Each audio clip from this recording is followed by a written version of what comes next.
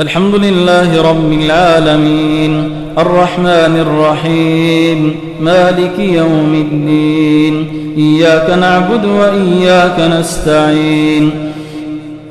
اهدنا الصراط المستقيم صراط الذين أنعمت عليهم غير المغضوب عليهم ولا الضالين آمين.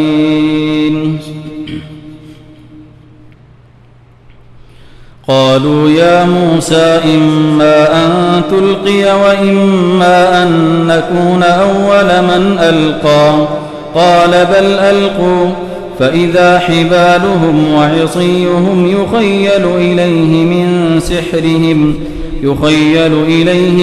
سحرهم أنها تسعى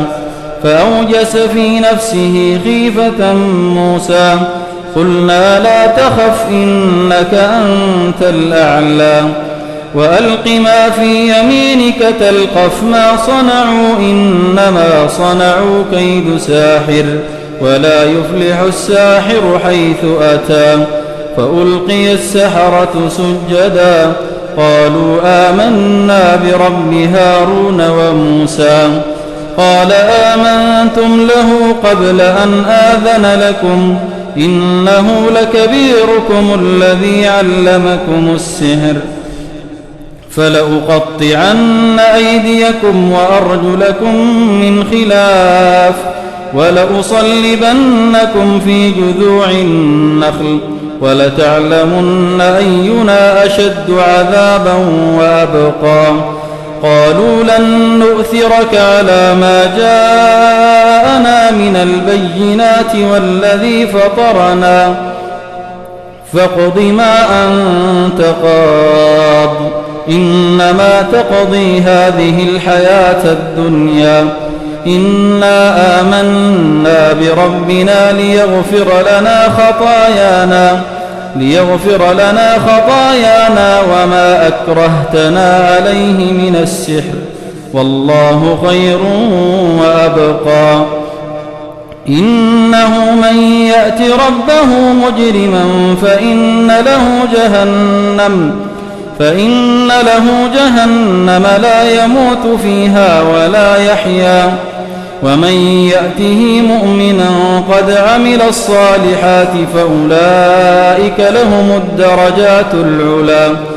جنات عدن تجري من تحتها الأنهار خالدين فيها وذلك جزاء من تزكى ولقد أوحينا إلى موسى أن أسر بعبادي فاضرب لهم طريقا في البحر يبسا لا تخاف دركا ولا تخشى فأتبعهم فرعون بجنوده فغشيهم من اليم ما غشيهم وأضل فرعون قومه وما هدى يا بني إسرائيل قد أنجيناكم من عدوكم وواعدناكم جانب الطور الأيمن ونزلنا عليكم المن والسلوى كلوا من طيبات ما رزقناكم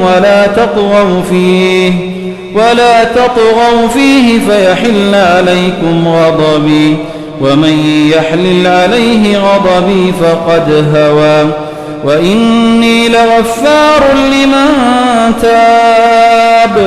وإني لغفار لمن تاب وآمن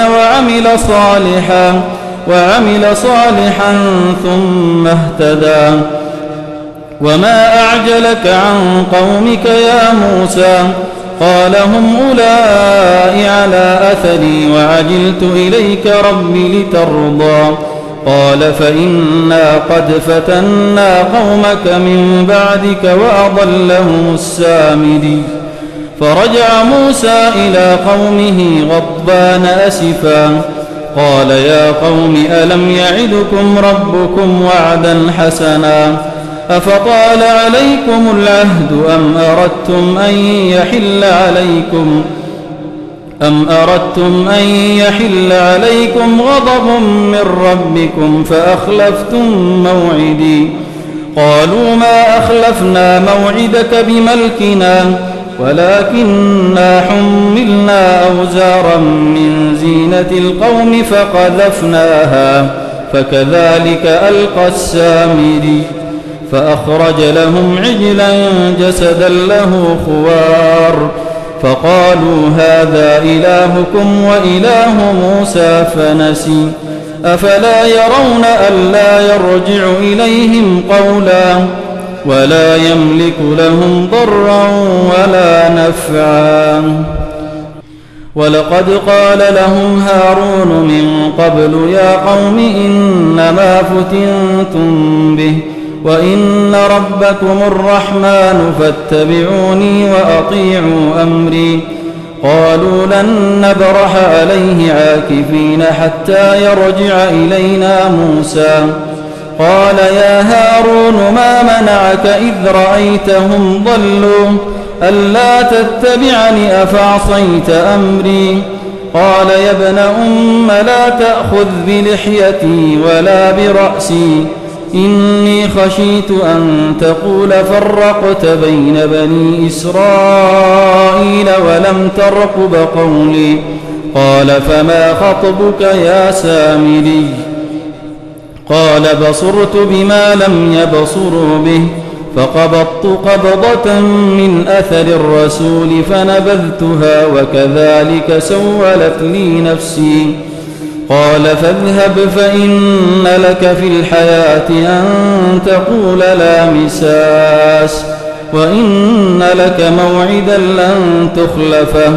وانظر إلى إلهك الذي ظلت عليه عاكفا لنحرقنه ثم لننسفنه في اليم نسفا إنما إلهكم الله الذي لا إله إلا هو وسع كل شيء علما كذلك نقص عليك من أنباء ما قد سبق وقد آتيناك من لدنا ذكرا من أعرض عنه فإنه يحمل يوم القيامة وزرا خالدين فيه وساء لهم يوم القيامة حملا يوم ينفخ في الصور ونحشر المجرمين يومئذ زرقا يتخافتون بينهم إن لبثتم إلا عشرا نحن أعلم بما يقولون إذ يقول أمثلهم طريقة إن لبثتم إلا يوما ويسألونك عن الجبال فقل ينسفها ربي نسفا فيذرها قاعا صفصفا لا ترى فيها عوجا ولا أمتا يومئذ يتبعون الداعي لا عوج له وخشعت الأصوات للرحمن فلا تسمع إلا همسا يومئذ لا تنفع الشفاعة إلا من أذن له الرحمن ورضي له قولا يعلم ما بين أيديهم وما خلفهم ولا يحيطون به علما وعنت الوجوه للحي القيوم وقد خاب من حمل ظلما ومن يعمل من الصالحات وهو مؤمن فلا يخاف ظلما ولا هضما وكذلك أنزلناه قرآنا عربيا وصرفنا فيه من الوعيد لعلهم يتقون أو يحدث لهم ذكرا فتعالى الله الملك الحق ولا تعجل بالقرآن من قبل أن يقضى إليك وحيه وقل رب زدني علما ولقد عهدنا إلى آدم من قبل فنسي ولم نجد له عزما وإذ قلنا للملائكة الملائكة اسجدوا لآدم فسجدوا إلا إبليس أبى فقلنا يا آدم إن هذا عدو لك ولزوجك فلا يخرجنكما من الجنة فتشقى إن لك ألا تجوع فيها ولا تعرى وأنك لا تظمأ فيها ولا تضحى فوسوس إليه الشيطان قال يا آدم هل أدلك على شجرة الخلد وملك لا يبلى فأكلا منها فبدت لهما سوآتهما وطفقا يخصفان عليهما من ورق الجنة وعصى آدم ربه فغوى ثم اجتباه ربه فتاب عليه وهدى قال اهبطا منها جميعا بعضكم لبعض عدو فإما يأتينكم مني هدى فمن اتبع هداي فلا يضل ولا يشقى ومن أعرض عن ذكري فإن له معيشة ضنكا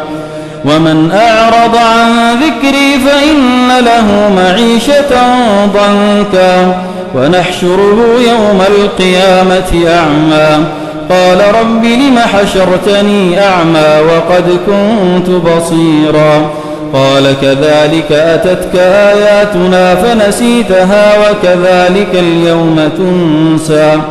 وكذلك نجزي من أسرف ولم يؤمن بآيات ربه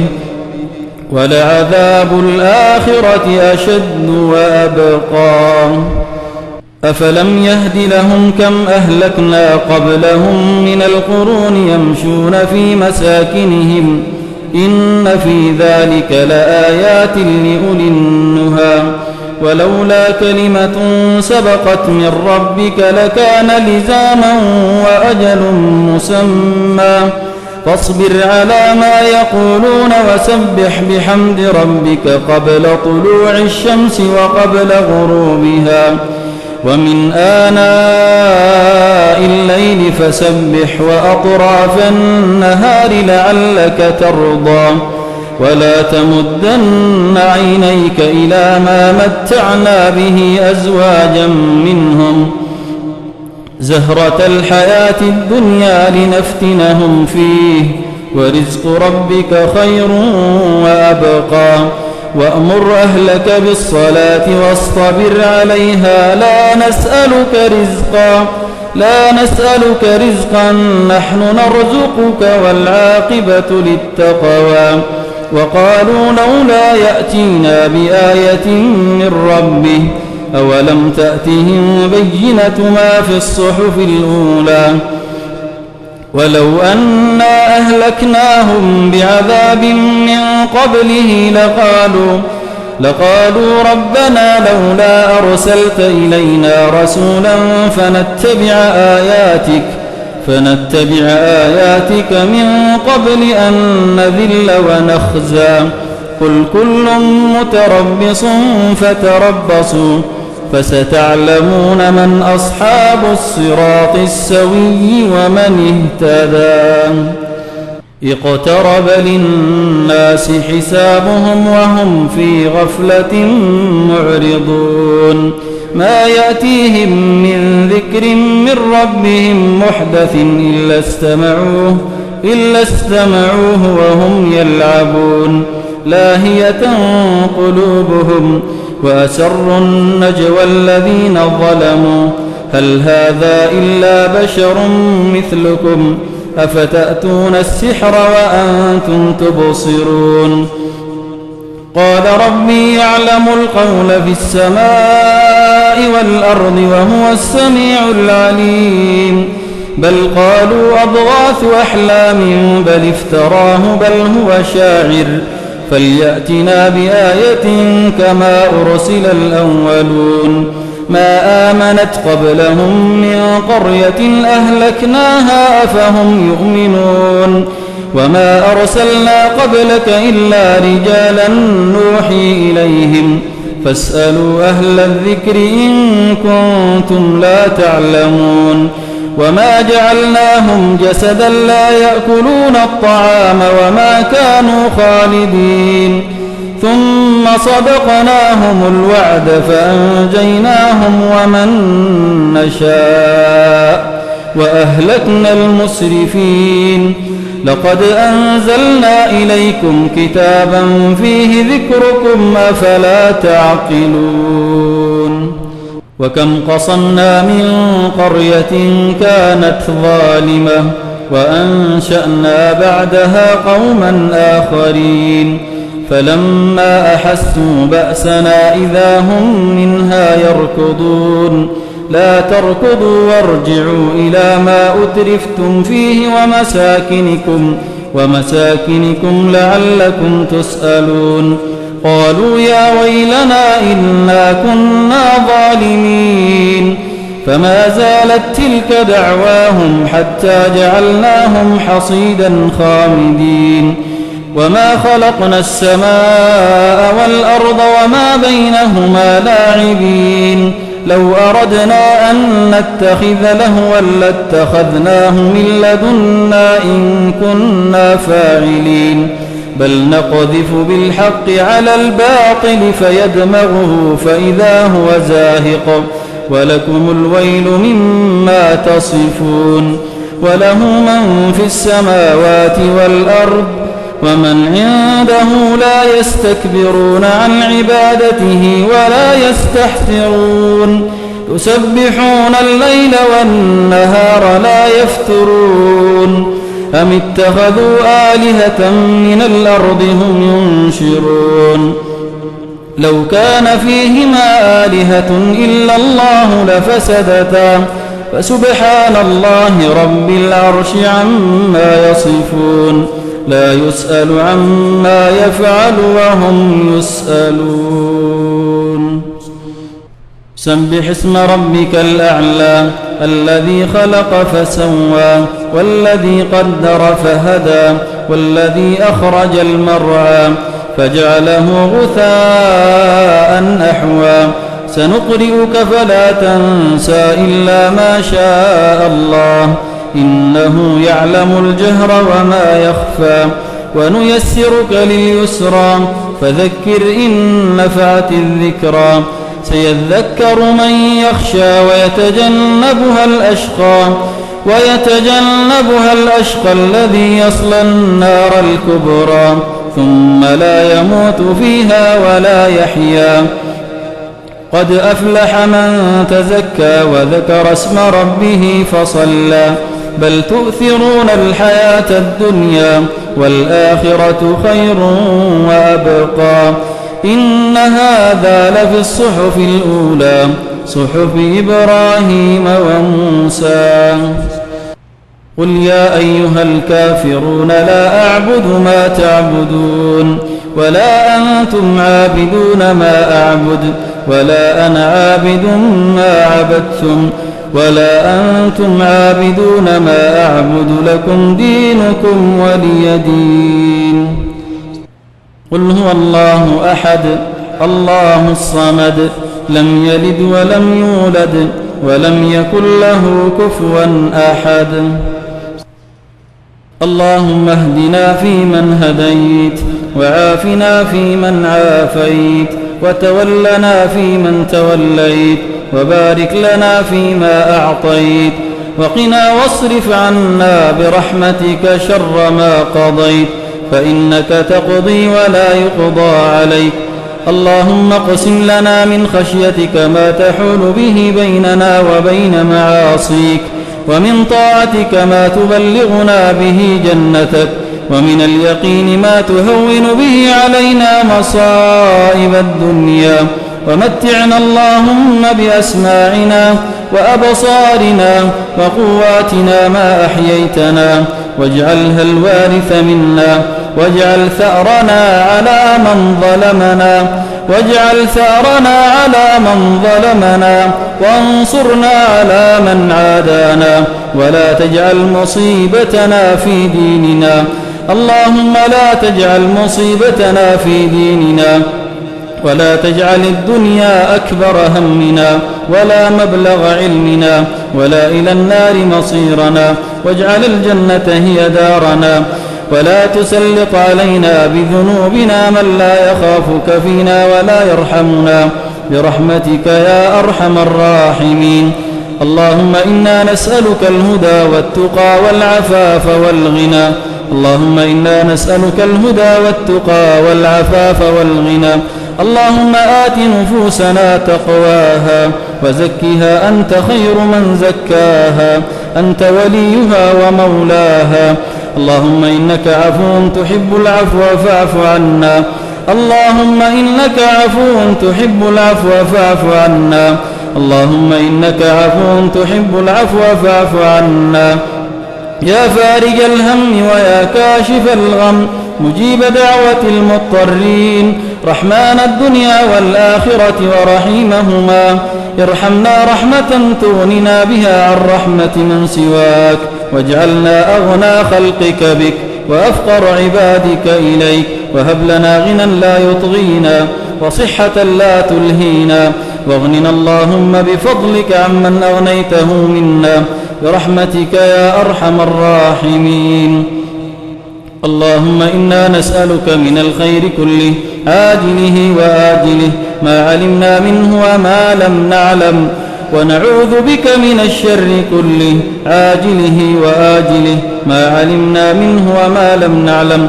اللهم فرج هم المهمومين من المسلمين، ونفس كرب المكروبين، واشف مرضانا ومرضى المسلمين، وقض الدين عن المدينين برحمتك يا أرحم الراحمين. اللهم من أراد بالإسلام والمسلمين خيرا فاجعل الخير على يديه، ومن أراد بالإسلام والمسلمين شرا فاجعل دائرة السوء عليه يا قوي يا عزيز. اللهم إنا نعوذ بك من زوال نعمتك،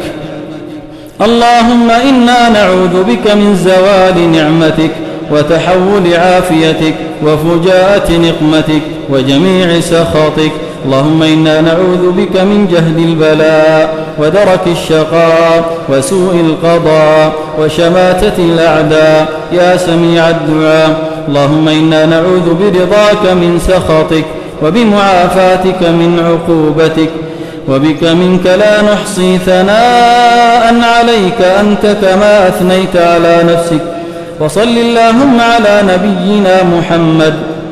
وعلى آله وصحبه وسلم تسليما كثيرا، وآخر دعوانا أن الحمد لله رب العالمين.